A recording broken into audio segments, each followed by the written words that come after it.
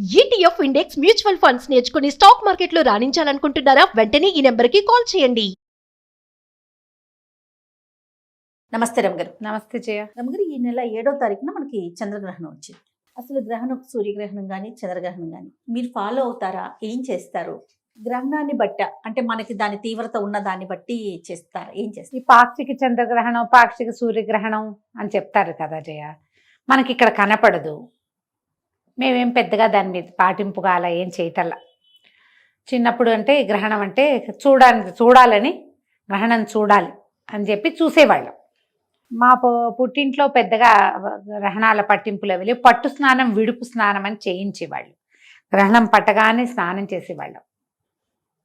స్నానాలు చేయటం అందరం. గ్రహణం విడిచిన తర్వాత విడుపు స్నానం చేసేవాళ్ళు.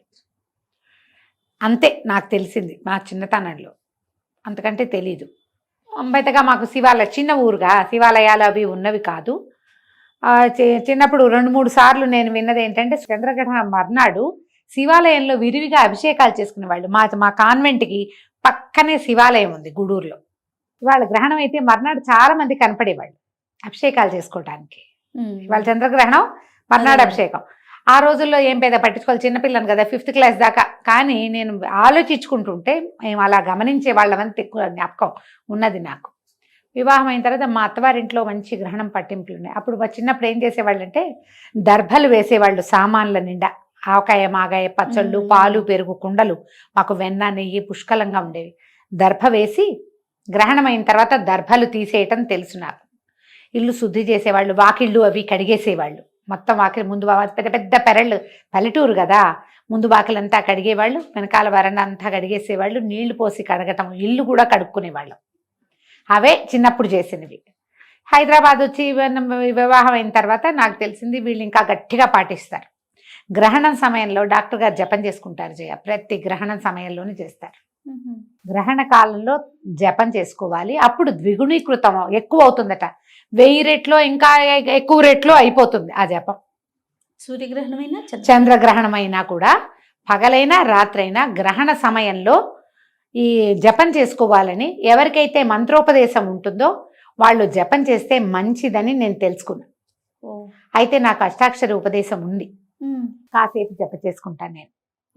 అప్పటి నుంచి నేను నేను తెలుసుకున్నాను అనమాట. అంతకుముందు మామూలుగా మనకేంటి, ఈ గ్రహణం రాగానే దర్భలు తీసుకెళ్ళి మేడ మీద వేసేయటము, తర్వాత ఈ పచ్చళ్ళ సీసాలలో వాటిలలో వేసుకోవటము, తర్వాత ఇల్లు ఒకసారి తడిబట్టి పెట్టి తుడిచేసుకోవటం. ఇవి ఇల్లు కడుక్కునే ఇల్లు కావు, అపార్ట్మెంట్లలో ఇల్లు కడగటాలు అవి కష్టమే. తుడుచుకోవటమే. పట్టు స్నానం, విడుపు స్నానం అప్పుడు ఉంది, ఇప్పుడు కూడా ఉంది. గ్రహణం పట్టగానే చిన్నపిల్లలైతే ఈ పట్టు స్నానం చేయలేకపోయినా, కడుపుతో ఉన్నవాళ్ళు, వృద్ధులు, ఆడవాళ్ళు రాత్రిపూట స్నానాలు అవి కొంచెం కష్టం అవుతాయి, తల ఆరదు, ఒళ్ళ బాధలు పడతారు కదా. అందుకని విడుపు స్నానం ఒకటే అయినా చేసుకునేవాళ్ళం. మేము ఇప్పటికీ కూడా అదే విధానం పాటిస్తాము. గ్రహణం పట్టగానే, ఇది ఇప్పుడు పాక్షికాలు ఎక్కడో కనపడతాయి, మనకి కనపడని వాటి ప్రభావం మన గ్రహాల మీద ఉంటుందని పెద్దవాళ్ళు చాలామంది ఇప్పుడు చెప్తున్నారు. ఇది వరకు వినలేదమ్మా. ఇప్పుడు బాగా మనకి సోషల్ మీడియా పెరిగాక చెప్తున్నారు జ్యోతిష పండితులు. వాళ్ళు చెప్పింది వినాలి కదా, మరి మనకు తెలియదు కాబట్టి. పాక్షికం వాటి ప్రభావం మన మీద ఉండదు, ప్రత్యక్షంగా ఉండదు. కానీ మనకి ఇక్కడ గ్రహణం కనపడేది కనుక ఉంటే ఎవరైనా సరే, దీనికి కుల విచక్షణ అలాంటిది ఏం లేదు. వాళ్ళే చేయాలి, వీళ్ళు చేయకూడదు, వీళ్ళకి అక్కర్లేదు, ఏముండదమ్మా, అలా ఉండదు. మనం ఎవరమైనా అవే సూర్యచంద్రుల కింద ఉంటాం మనం, అంతేగా. అవే గ్రహాల ఆధిపత్యంలోనే మన కథలు నడుస్తాయి. ఎందుకంటే గ్రహాల ఆధిపత్యాల వల్లే మనకి సముద్రానికి ఆటుపోట్లు వస్తాయి. పౌర్ణములు, అమావాస్యలు అంటే మనకే వస్తాయా? పాటించే వాళ్ళకైనా, మిగిలిన వాళ్ళకి పౌర్ణమి అమావాస్య కాదా? అవును కదా, అందరికీ సమానమేగా. గ్రహణము అనగానే మనకు ఒక విధానం ఉంది మన దేశంలో. పట్టేటప్పుడు స్నానం, విడుపు స్నానం. పోనీ పట్టు స్నానం చేయకపోతే గ్రహణం విడిచిన తర్వాత, అది అర్ధరాత్రి గనక అయితే తెల్లవారాక తల స్నానం చెయ్యండి. ప్రథమ కర్తవ్యం అదే. తినేసి తిరిగి వచ్చి కాదు, స్నానం చేయటం ఎవరైనా చేయవలసిందే. ఇందులో ఇప్పుడు నేనైతే చెప్పలేను, కానీ పెద్దవాళ్ళందరూ చెప్తారు కదా, ఈ 4 రాసుల మీదకి వచ్చింది, ఈ 5 రాసుల మీద, ఈ 2 రాసుల మీద. ఎవరెవరి రాసుల మీద ఉన్నా ఉండకపోయినా శివాలయ దర్శనం చాలా మంచిది. చంద్ర గ్రహణం అయ్యింది ముందు రోజు, మర్నాడు పొద్దున నెత్తి మీద నీళ్ళు పోసుకోండి, ఏ రోజైనా పర్వాలేదు. నూనె రాసుకుని నెత్తి మీద రుద్దుకోవటం అని కాదు, తల వాష్ చేసుకోండి, షాంపూ చేసేసుకుంటే సరిపోతుంది.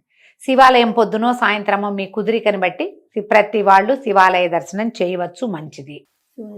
మా శివ దర్శనం మంచిది. ఒకవేళ మనకే ఏదైనా ఉందని మనం వింటే గనక మనకి ఈ సమయంలో అభిషేకాలు చేసుకోవడం లేదా జపం చేయటము లాంటివి ఏం తెలీదు, మీ పేరుతో ఒక శివాలయంలో అభిషేకం చేయించుకుంటే మంచిది. సాధారణంగా ఎవరైనా పాటించగలిగేవే. మనకేం చెప్తారంటే జయ, చంద్రుడు మనఃకారకుడు, మనస్సు మీద చంద్రుడి ప్రభావం ఉంటుంది.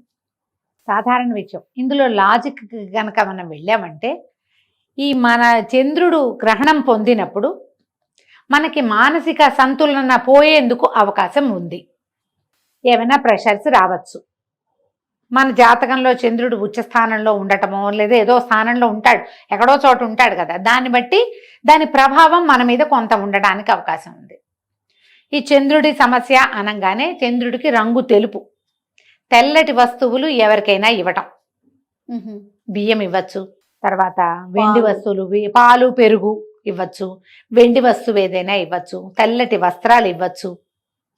ఇవి ఎవరికైనా ఇవ్వటం ద్వారా కూడా మనం ఆ సమస్యల నుంచి కొంత బయటపడతాం. ఇది పెద్దవాళ్ళని అడిగి మీరు జాతకం చూపించుకుని చేసుకుంటే మాత్రం మంచిది, లేదా లోక సామాన్యంగా చేద్దామంటే ఇలాంటివి కూడా చేయొచ్చు. వైట్ వస్తువులు, వైట్ డ్రెస్సులో లేకపోతే పంచలో బ్రాహ్మణులకు ఇచ్చినా మంచిదే.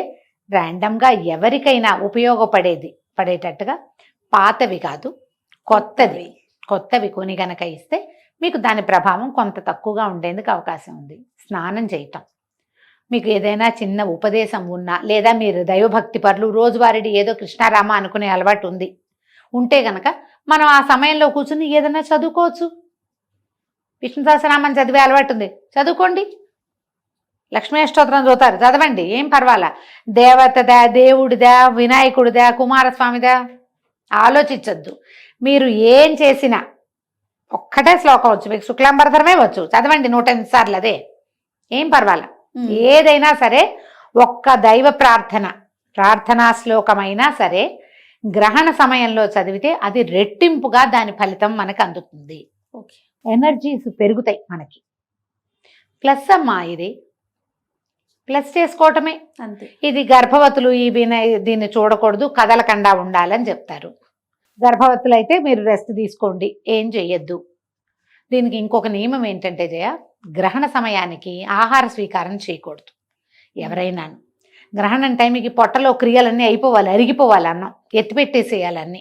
ఇప్పుడు ఇది రాత్రి వేళలే పట్టింది, 9:50కో ఎప్పుడో ఉన్నది, మనం సాయంకాలం 6 గంటలకే తినేసేయాలి, అన్నం అరిగిపోతుంది. 9:30కి 9:50 అయ్యాక ఓ చెంబు నీళ్ళు పోసుకుని కూర్చోండి, ఏదైనా చదువుకోండి, టైం ఉందిగా, ఒక గంట సేపు అయినా చదువుకుని గ్రహణం సమయంలో మీరు నిద్రపోయినా పర్వాలా, తెల్లవారు లేచాక స్నానం చేయండి. 1:30 దాకా పట్టి ఉంది గ్రహణము, అంత మటుకు మెలకుగా ఉండి జపం చేసుకోగలిగే అలవాటు ఉన్న వాళ్ళు వాళ్ళ దారిని వాళ్ళకి మనం చెప్పక్కర్లేదు. మామూలు వాళ్ళకి ఏదైనా చెప్పాలంటే ఇలా చేసుకోవచ్చు. మీరు ఏదైనా చదువుకోండి. కొన్ని రాసులకు బాగుండటం, కొన్ని రాసులకి బాగోకపోవటం, ఇలా ప్రతి గ్రహణానికి వింటూ ఉంటాం కదా రమ్మగారు. అవును. అంటే దీని వెనకాల ఏమన్నా ఉందంటారా? ఏమి కాదు జయ, అది ఇప్పుడు ఈ గ్రహణం పట్టిన సమయంలో ఏ రాశి ఎక్కడెక్కడ ఉన్నది దాన్ని బట్టి ఆయా రాసులకి ఇప్పుడు ఆ గ్రహదేవతలు ఎక్కడున్నారో దాన్ని బట్టి కదా. అప్పుడు ఈ గ్రహాలకి మంచిది కాదు, వీళ్ళు కొంచెం జాగ్రత్త పడాలంటే ఏం చేస్తాం, గ్రహణాన్ని ఆపలేం కదా, చూడకుండా ఉంటే పోదు. అది బయట కాస్మిక్ దీంట్లో జరిగేది, వినీలాకాశంలో జరిగేదాని ఎఫెక్ట్ దాని కింద ఉన్నాం మనం, మనకు తప్పదు. మనం ఒకవేళ తెలుసుకుంటే ఇవి చేసుకోండి అని ఏమైనా చెప్పినప్పుడు వాటిని పరిహారాలు పాటిస్తే సమస్య కొంత మటుకు సద్దుమణుగుతుంది. అన్నిటికంటే అత్యంత సులువైనది దేవాలయ దర్శనం. మర్నాడు చక్కగా శివాభిషేకం చేసుకోండి. ఇది ఆదివారం నాటి రాత్రి వచ్చింది, సోమవారం శివుడికి విశేషం కదా. అవునండి. చక్కగా అభిషేకం చేసుకోండి, దానం చెయ్యండి, ఎక్కడైనా బియ్యం దానం చేసేయండి, బియ్యం ఇవ్వండి మీ చేత్తోటే. మీరు ఇవ్వండి. పాత రోజుల్లో ఏం చేసేవాళ్ళు జయ, అడుక్కునే వాళ్ళు, భిక్షకులు వచ్చేవాళ్ళు, ఇట్లా దోసిడితో బియ్యం తీసి పెట్టేవాళ్ళం. ఇప్పుడు ఆ అవకాశం లేదు. చక్కగా ఒక కవర్ ప్యాక్ చేయండి, ఒక 4-5 కవర్లు ఎవరికైనా చేతిలో పెట్టండి. అన్నం వండుకుంటారు కదా. మీ కర్మ పరిపక్వం అయిపోతుంది, వాళ్ళు తినేస్తారు, వాళ్ళకి అరిగిపోతుంది. మీ దాన ప్రక్రియ ఉపయోగపడుతుంది. తప్పకుండా. పెద్దవి చేయలేకపోతాం, ఇదేనే చేయొచ్చు. పంచదార కూడా ఇవ్వచ్చమ్మా, అది కూడా ఇవ్వచ్చు. బియ్యం దానం చేస్తే అసలు చంద్రుడికి దానం చేసేదే బియ్యం. తెల్లటి వస్త్రాలు, ముత్యము, వెండి ఇవన్నీ కూడా దానానికి పనికొస్తాయి. తెల్లటి వస్తువులు ఏవైనా అలంకరణ వస్తువులు కూడా ఇవ్వచ్చు. ఇవన్నీ పాక్షికంగా అయినా కూడా పనిచేస్తాయి. ఇలాంటిది ఏదైనా చేసుకోవచ్చు. మీరు ఏదైనా చదువుకోదలుచుకున్న వాళ్ళు చదువుకోవచ్చు. భయపడాల్సిన పనే ఉందమ్మా. మనం భయపెడితే ఏమాగుతుంది? మనకు భయం మిగులుతుంది. అంతే. అనవసరమైన ప్రెషరు, టెన్షను కదా. అవును. ఒకవేళ భయాలు, టెన్షన్లు, ప్రెషర్లు మీకుంటే ఓ పురోహితుడిని ఆశ్రయించి ఆయన ఏం చెప్తే అది చేసుకోండి. అంత లేదు ఊరికే కొంచెం అనుమానం, ఇది చేసుకోండి. దానికి మనకి ఏం చేయాలనేది కూడా మనం చెప్తా ఉన్నాం కదా చెప్తున్నారుగా గురుగారు. పెద్దవాళ్ళంతా ఆ, చెప్తారమ్మా. సో చేసుకోవటమే. చేయగలిగినంత చేసుకోగలిగినంత. చేసుకోగలిగినంత చేసుకుంటే కొంత మటుకు దాని ఎఫెక్ట్ లో నుంచి తగ్గుతాం మనం. ముందు మనసు ప్రశాంతంగా ఉంటది కదా ఉంటుంది, గారు. ఉంటుంది. ఓకే, ఇది ఉంది నాకు, నా రాశికి ఇది జరుగుతోంది, దానికి పంచదారో బియ్యమో ఇవ్వాలి, ఇచ్చేసాం అనుకోండి, ఏదో ఒక తృప్తి, అది ఒక తృప్తి, ఒక తేలికపాటు అనిపిస్తుంది. ఒక దేవాలయానికి వెళ్ళాం, ఓ దర్శనం చేసాం, ఒక అభిషేకం చేసుకున్నాం, ఒక క్షేత్ర దర్శనం చేసాం. ఇలాంటిది ఏదైనా చేస్తే ఈ ఎఫెక్ట్ లో నుంచి కొంత తగ్గటంతో పాటు ఈ చేసిన తాలూకు ఫలితమేమో మనకి ప్లస్ అవుతుంది. పాజిటివ్ ఎనర్జీ కదా, దాన్ని సొంతం చేసుకోండి. అంతకంటే పెద్ద హైరాన్ పడక్కర్లేదేమో అని అనుకుంటున్నాను. తప్పకుండా రమ్య గారు. నమస్తే. నమస్తే జీ.